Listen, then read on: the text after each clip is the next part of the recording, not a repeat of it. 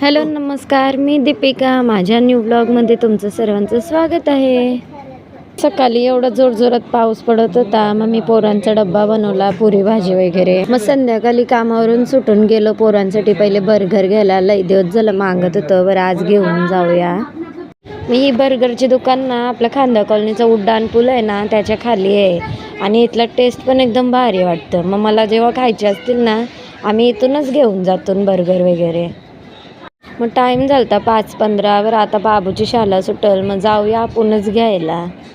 मग स्कूलमध्ये गेलो आणि खाली उभे होतो मी, आणि ते गेलते त्याला वरती घ्यायला, पण तिथं जाऊन समजला की त्याला पहिलेच त्याचा काकूच घेऊन गेलता. मग ही माझी जाव आहे सिमरन, आणि तिची पोरं आहेत.